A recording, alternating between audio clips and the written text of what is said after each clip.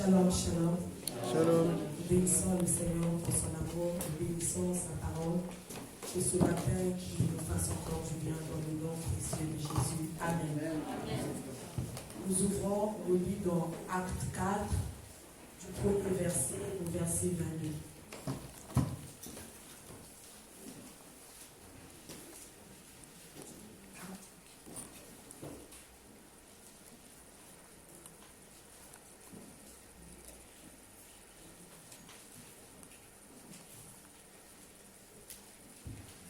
Acte 4, du premier verset au verset 22.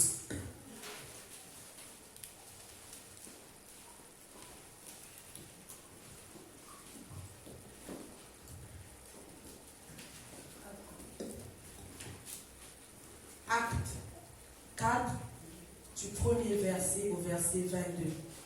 Acte 4, verset 1, verset 22. Pendant qu'il parlait ainsi à la foule, survinrent quelques prêtres accompagnés du chef de la police du temple et des membres du parti des Sadducéens. Ils étaient irrités de voir les apôtres enseigner le peuple et leur annoncer que, puisque Jésus était ressuscité, les morts ressusciteraient eux aussi. Ils les arrêtèrent donc, et comme il se faisait déjà tard, ils les jetèrent en prison jusqu'au lendemain. Cependant, parmi ceux qui avaient entendu leurs paroles, beaucoup crurent, ce qui porta le nombre des croyants à près de 5000 hommes. Le lendemain, les chefs des Juifs, les responsables du peuple et les spécialistes de la loi se réunirent à Jérusalem. Il y avait là, en particulier, Anne, le grand prêtre, Caïphe, Jean, Alexandre et tous les membres de la famille du grand prêtre. Ils firent comparaître Pierre et Jean, les placèrent au milieu de leur assemblée et les interrogèrent. Par quel pouvoir ou au nom de qui avez-vous fait cela? Alors Pierre, rempli de l'Esprit Saint, leur répondit. Dirigeants et responsables de notre peuple, nous sommes aujourd'hui interrogés sur le bien que nous avons fait à un infirme et sur la manière dont il a été guéri. Eh bien, sachez-le tous, et que tout le peuple d'Israël le sache, c'est au nom de Jésus-Christ de Nazareth que nous avons agi, de ce Jésus que vous avez crucifié et que Dieu a ressuscité. C'est grâce à lui que cet homme se tient là debout devant vous, en bonne santé. Il est la pierre rejetée parmi les constructeurs par vous et qui est devenue la pierre principale, la pierre d'angle. C'est en lui seul que se trouve le salut dans le monde entier. Dieu n'a jamais donné le nom d'aucun autre homme par lequel nous devions être sauvés. Amen. Les membres du grand conseil étaient étonnés de voir l'assurance de Pierre et de Jean, car ils se rendaient compte que c'étaient des gens simples et sans instruction. Ils les reconnaissaient pour avoir été avec Jésus. Mais comme ils voyaient debout à côté d'eux l'homme qui avait été guéri, ils ne trouvaient rien à répondre. Alors ils leur ordonnèrent de sortir de la salle et délibérèrent entre eux. Qu'allons-nous faire de ce genre-là, disait-il, car ils ont accompli un signe miraculeux évident et tous les habitants de Jérusalem sont au courant. Nous ne pouvons pas le nier, mais il ne faut pas que cela s'ébruite davantage parmi le peuple. Défendons-leur donc, sous peine de sanction, de parler désormais à qui que ce soit au nom de Jésus. Là-dessus, il les fit rappeler et leur interdit formellement de parler ou d'enseigner au nom de Jésus. Mais Pierre et Jean leur répondirent, jugez-en vous-même. Est-il juste devant Dieu de vous obéir ou plutôt qu'à Dieu? Quant à nous, nous ne pouvons pas garder le silence sur ce que nous avons vu et entendu. Après leur avoir fait de nouvelles menaces, ils les relâchèrent. En effet, ils n'avaient pas trouvé le moyen de les punir, parce que tout le peuple louait Dieu pour ce qui venait d'arriver. L'homme qui de 40 ans. Amen. Chef de prêtre et les responsables du peuple leur avaient dit. Amen. Amen. Que Dieu te bénisse, te bénisse. Amen. Amen. Amen. Nous avons tous suivi la lecture. Il s'agit ici de Pierre et de Jean. Dans le chapitre précédent, Pierre avait guéri un boiteux. C'est un homme qui se tenait devant la porte du temple et il demandait de l'argent à tous ceux qui venaient prier. Et il a été guéri par Pierre. Cette guérison a bouleversé Jérusalem. Les gens ont parlé de ce miracle. Et un jour, Pierre et Jean étaient en train de parler de la résurrection des morts dans la personne de Jésus. Pendant qu'ils enseignaient, la Bible dit que les prêtres, les anciens, le commandant des gardes du temple sont arrivés. Quand ils sont arrivés, ils ont trouvé le moyen de les arrêter. Ils les ont arrêtés. Et quand il faisait déjà nuit, ils se sont dit, mais qu'allons-nous faire d'eux? Nous allons les mettre en prison et demain, nous allons les présenter devant le Sanhédrin. Le Sanhédrin, c'est l'institution qui avait condamné Jésus à la mort. Il est composé des anciens, des prêtres et des spécialistes de la loi.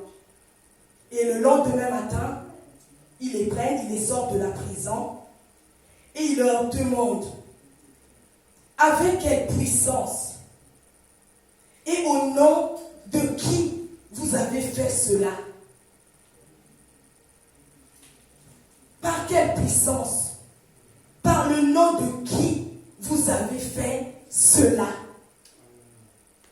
La Bible dit que Pierre, rempli du Saint-Esprit, Pierre rempli du Saint-Esprit, va répondre. Vous nous posez des questions pour savoir par quelle puissance nous avons guéri cet homme. Vous voulez savoir le nom par lequel il a été guéri? Pierre dit, il a été guéri par le nom de Jésus-Christ, celui que vous avez crucifié et que Dieu a ressuscité. Pierre, certainement dans son cœur, il s'était dit, vous m'avez accordé l'occasion de parler davantage. Il ne s'est pas arrêté là. Il a commencé à témoigner de Jésus. Il a dit que Jésus est la pierre que vous, les bâtisseurs, vous avez rejetée.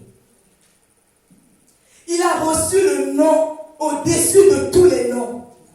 Le nom qui donne le salut. Il n'y a aucun autre nom sous le ciel qui peut donner le salut aux hommes. Il n'y a que le nom de Jésus. Amen. Pierre a témoigné. Le Sanhédrin, il a regardé Paul, Pierre. Il a regardé Jean. Il n'en revenait pas. Il s'est dit comment? C'est des gens simples. C'est des gens que nous avons vus avec Jésus. C'est des gens qui n'ont pas étudié.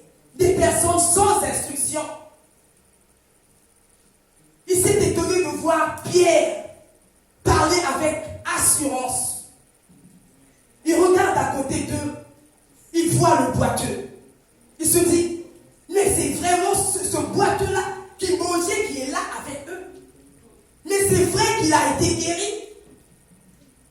Il a remarqué, il a dit, qu'est-ce qu'il faut faire? Nous devons leur demander de sortir. On va trouver une solution par rapport à ce problème. Ils ont sorti Pierre et Jean. Ils ont parlé entre eux. Ils se sont dit, tout Jérusalem est au courant de ce miracle. Ce miracle, il est évident. Nous-mêmes, nous avons vu le boiteux auprès d'eux. laisse boiteux, laisse infirme. Nous l'avons vu, il est avec eux. Mais qu'allons-nous faire pour empêcher que la nouvelle se propage en dehors de Jérusalem? Qu'allons-nous faire? Ils se sont dit, bon, nous allons les menacer. Nous allons les intimider. Nous allons leur dire de se taire. Qu'à compter de ce jour, ne parlez plus de ce nom. Ce qui est bizarre, ils ne voulaient même pas parler du nom de Jésus. Aucun d'eux n'a prononcé le nom de Jésus. Aucun d'eux n'a prononcé le nom de Jésus. Nous allons leur dire de se taire, de ne plus parler de ce nom à qui que ce soit. Ils se croyaient plus sages que Dieu. Ils se croyaient plus intelligents que Dieu. Ils sont allés voir Pierre et Jean. Ils leur ont dit, écoutez, nous vous interdisons à compter de ce jour de parler de ce nom à qui que ce soit. Oh, j'aime l'attitude de Pierre. Pierre dit quoi? Est-ce que vous trouvez cela juste? Que nous puissions vous obéir et désobéir à Dieu? Essayez un peu d'examiner ce que vous venez de nous dire. Jugez en vous-même si cela est agréable ou pas. Désobéir à Dieu et obéir à vous. J'aime Pierre. Il dit, quant à nous, nous ne pouvons pas ne pas dire ce que nous avons vu et entendu. Nous ne pouvons pas ne pas témoigner ce que nous avons vu et entendu. La Bible dit que au travers de ce miracle, des âmes ont été gagnées à Jésus-Christ. Plus de 5000 âmes ont été gagnées à Jésus-Christ. Le peuple d'Israël a rendu gloire à Dieu. Le peuple d'Israël a reconnu la puissance de Dieu, que réellement Jésus-Christ de Nazareth était ressuscité. Au verset 33, la Bible dit que les apôtres témoignaient avec beaucoup de force de la résurrection de Jésus-Christ et une grande grâce reposait sur eux. Ils témoignaient de la résurrection de Christ malgré les menaces, malgré les attaques, malgré tout ce qu'ils ont subi. Ils ont témoigné avec beaucoup de force de la résurrection de Christ, de la résurrection de notre Sauveur. Et une grande grâce reposait sur chacun d'eux. Ils ne se sont pas arrêtés. Ils ont continué. Ils ont continué, ils ont dit non, nous avons vu le Messie. Nous l'avons vu mourir. Nous l'avons vu ressusciter. Nous ne pouvons pas nous taire. Nous devons parler. Nous devons dire qu'il est vivant. Nous devons dire qu'il est présent au milieu de nous. Nous devons dire qu'il agit encore. Amen. Alléluia. Le chrétien est appelé à témoigner de Jésus. Dans le Psaume 105, au premier verset, la Bible dit, louez Dieu. Dites bien haut qui est Dieu. Dites bien haut ce que Dieu est. La Bible nous dit de le proclamer bien haut. De le témoigner bien haut. Nous devons témoigner notre Dieu. Dire qui il est dans nos vies. Dire qui il est pour l'humanité tout entière. Dire qui il est pour ceux qui ne le connaissent pas. Nous avons ce devoir, bien-aimés. Nous avons ce devoir de témoigner qui est notre Seigneur. Nous devons le faire comme les apôtres. Pourquoi pas plus que les apôtres? Ils n'ont pas eu peur de la mort. Ils n'ont pas eu peur de ceux qui étaient plus grands que eux, de ceux qui avaient fait de longues études. Mais ils ont regardé à celui qui les avait sauvés. Ils ont regardé à celui qui était en eux, Jésus-Christ de Nazareth. Qui de nous n'a jamais vu la main de Dieu? Qui de nous n'a jamais vu la gloire de Dieu dans sa vie? Qui de nous n'a jamais vu la main de Dieu dans sa vie? Je sais une chose, que tous, nous avons déjà vu la main de Dieu dans nos vies. Mais est-ce que tous, nous témoignons de ce qu'il est? Est-ce que tous, nous prenons le temps de témoigner dans toute gloire que Jésus est Seigneur? Ce matin, bien-aimé, Dieu te rappelle au travers du puissant 5 au premier verset que tu dois proclamer haut, bien haut, ce qu'il est. Il est le Dieu tout-puissant. Il faut que tu le proclames aux autres. Il faut que tu le proclames aux nations. Il faut que tu le proclames à ceux qui sont tout autour de toi, dans ton travail. Tu dois témoigner que l'agneau est ressuscité. Témoigner que Jésus agit encore. Témoigner que Jésus guérit les malades. Témoigner que Jésus sauve. Témoigner comme les apôtres. Il a reçu le nom au-dessus de tout nom. Et il n'y a aucun nom qui peut te sauver. Il n'y a aucun nom qui peut te délivrer. Si ce n'est le nom de Jésus-Christ de Nazareth. Pierre pouvait dire que c'est par le nom de Jésus-Christ que cet homme est guéri. Qu'il se tient bien debout devant vous. Qu'il se tient en pleine santé devant vous. Bien-aimé dans le Seigneur. J'aimerais que tu te lèves. J'aimerais que tu te lèves, bien-aimé. Nous allons passer à un autre stade, bien-aimé. Nous allons passer à un autre niveau. Car le Seigneur veut se manifester puissamment dans la vie de gloire.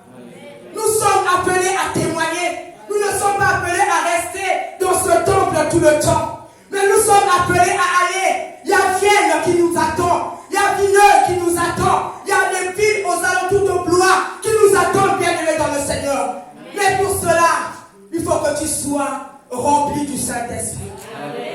Il faut que tu sois rempli du Saint-Esprit de Dieu. Ce qui a étonné le Sanhédrin, ce n'est pas Pierre, mais la manière dont il parlait avec assurance. Il parlait avec détermination parce qu'il savait que Jésus était réellement ressuscité. Oh, je prie ce matin que Dieu nous donne des personnes zélées pour son nom. Je prie ce matin que le Seigneur nous donne des femmes, des hommes déterminés pour témoigner qu'il est Dieu dans la vie de gloire. Jésus n'a pas changé. Il a utilisé Pierre et Jean. Mais aujourd'hui, il a besoin de toi. Il n'a pas fait que du temple de Jean, du corps de Jean, son temple. Mais il a fait aussi de ton corps son temple. Amen. Jésus est en toi. Jésus est en toi, bien-aimé dans le Seigneur. Nous devons le témoigner pour que cette grâce qui était sur les apôtres soit sur nous. Cette grâce nous garde. Cette grâce nous protège. Car le Seigneur a dit ne touchez pas à mes mois. Ce que Dieu a oint, ce que Dieu a rempli de son esprit, ils sont sous la divine protection de notre Seigneur.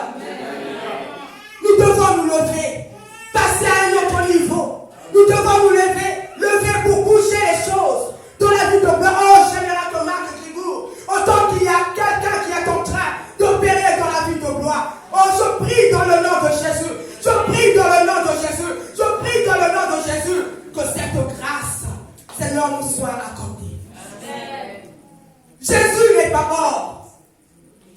Jésus n'est pas dans le tombeau. Peut-être que tu le crois encore dans le tombeau. Mais il n'est plus dans le tombeau. Nous avons vu le boiteux marcher en son nom. Nous avons vu le boiteux. Nous entendons cela. Et nous voyons la gloire de Dieu. Amen. Témoignons, bien-aimés, qui est notre Dieu. Témoignons, bien-aimés, dans le Seigneur. Il y a une très grande différence entre les chrétiens du temps des apôtres et les chrétiens d'aujourd'hui. Les apôtres ont donné leur vie au Seigneur. Ils ont dit, peu importe ce qui peut nous arriver, nous avancerons, nous ne reculerons pas. Amen. Peu importe les menaces, nous allons avancer parce que nous avons cru en celui qui est ressuscité, Jésus-Christ de Nazareth. Nous devons témoigner. Nous devons témoigner, bien-aimés, dans le Seigneur.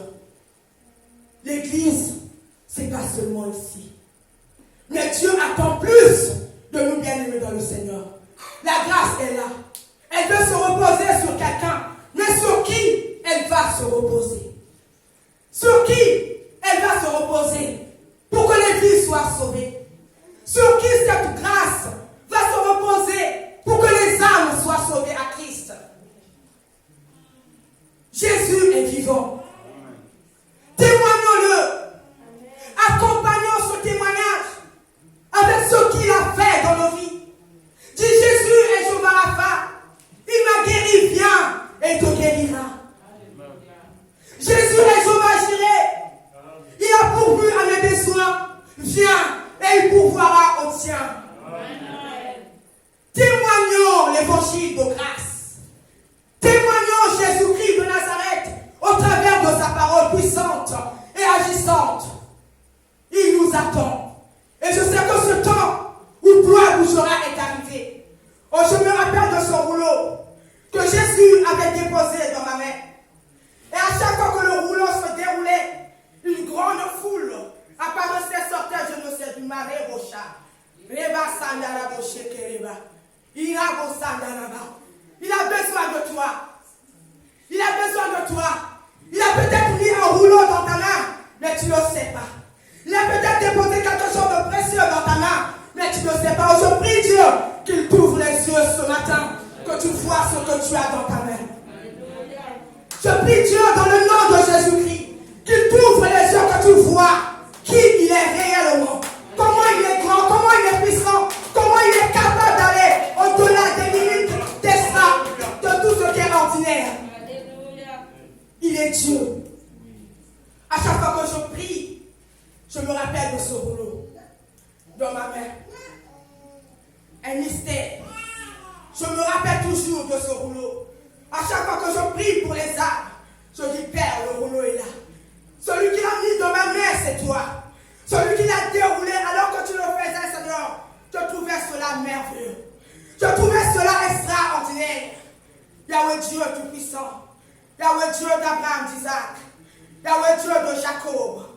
Yahweh Dieu souverain, grand et redoutable. Yahweh Dieu qui ne mange jamais. Le Saint de Dieu, gloire est à toi, Seigneur.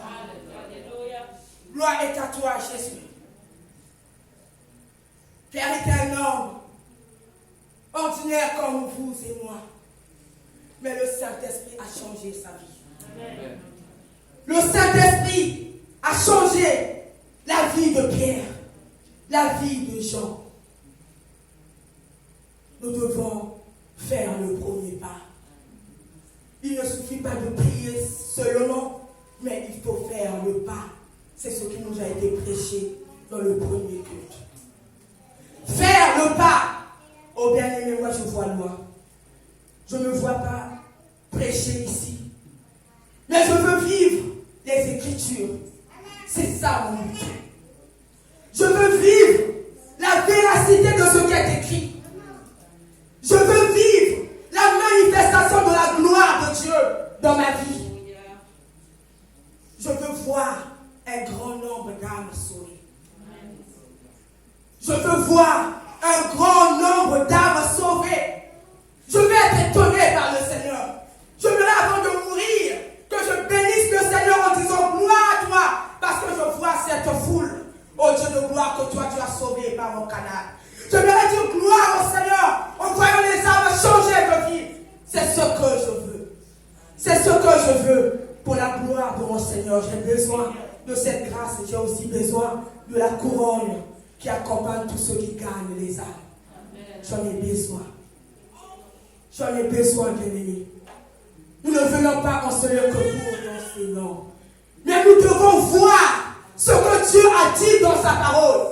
Mais pour cela, il faut que tu te consacres au Seigneur. Pour vivre ce genre de choses, il faut que tu te donnes totalement à celui qui est en toi, à celui qui peut t'utiliser, à celui qui peut opérer au-delà de tes limites, au-delà de ce que toi tu crois qu'il peut faire. Tu as besoin de te donner totalement comme Pierre et Jean. Tu dois te donner totalement à Jésus bien-aimé pour opérer dans le surnaturel, pour opérer comme Pierre et Jean, pour que Dieu puisse te remplir de son Esprit Saint. Tu as besoin du Saint-Esprit. Besoin de l'assurance comme Pierre. Tu as besoin de la détermination. Ne viens pas seulement à l'église pour recevoir parce que tu as besoin. Tu viens, Seigneur, fais, oui, il t'aime, il va faire, et j'aime quand Dieu fait. Mais j'aimerais que toi aussi, tu accomplisses ta tâche. Alléluia. Alléluia. Est-ce qu'il y a quelqu'un en ce lieu qui a reçu un appel d'évangélisation? Est-ce que quelqu'un sait ce qu'il est pour le Seigneur en ce moment? C'est un appel que je suis en train de faire. Tous ceux qui ont reçu un appel d'évangélisation, tous ceux qui sont conscients de leur appel, je vous prie de vous approcher. J'ai besoin que de 5 personnes avec lesquelles je vais travailler. J'aimerais que vous puissiez bénéficier de la grâce qui est sur moi. J'ai besoin de 5 personnes. Je sais pourquoi je parle de 5 personnes. Et j'aimerais te dire que ne viens pas parce que tu as envie de venir. Parce que nous allons prier 1 heure du temps à genoux devant la présence de Dieu. Nous allons prier des heures et des heures à chercher la présence de Dieu. Donc quand tu te lèves, sois sûr. Alléluia. Ne viens pas pour murmurer, pour dire que je ne peux pas. J'ai besoin de 5 personnes. Et je sais pourquoi je parle de 5. Que 5 personnes. Alléluia. 5 personnes déterminées. 5 personnes qui vont donner leur temps à l'Éternel. 5 personnes qui vont consacrer leur vie à Jésus-Christ de Nazareth. 5 personnes qui vont impacter la vie de gloire. 5 personnes,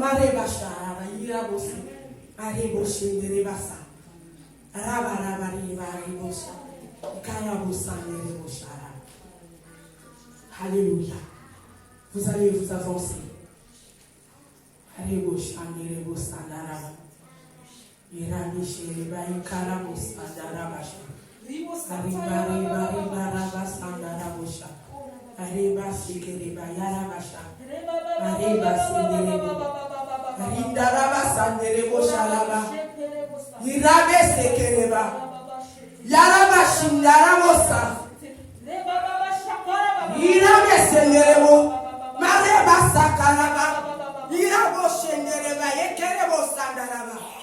Est-ce que les anciens, le pasteur, alléluia, la prophétesse peuvent s'avancer pour prier pour ces bien-aimés, alléluia.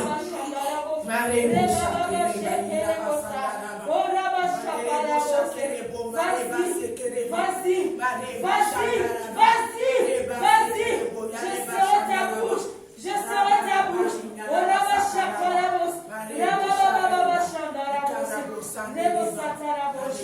Vas-y, lève-toi. Je serai comme ta bouche. Je serai comme ta bouche. Je mettrai les mots dans ta bouche. Je mettrai les mots dans ta bouche. Vas-y, lève-toi, lève-toi, lève-toi, lève-toi, lève-toi, lève-toi. Car moi l'Éternel, je serai moi-même avec toi. Je serai moi-même avec toi. Vas-y, vas-y, vas-y. Je mettrai les mots dans ta bouche. Je mettrai les mots dans ta bouche.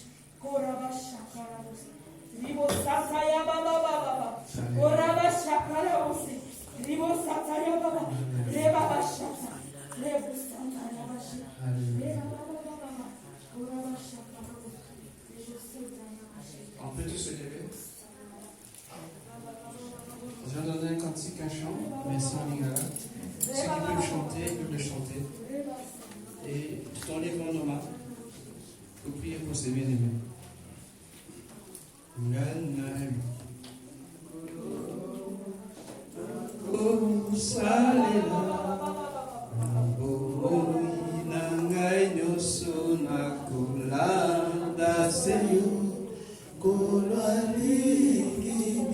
C'est un cantique qui parle d'engagement, de suivre Jésus, de le servir, quelles que soient les épreuves, les difficultés. de tenir ferme.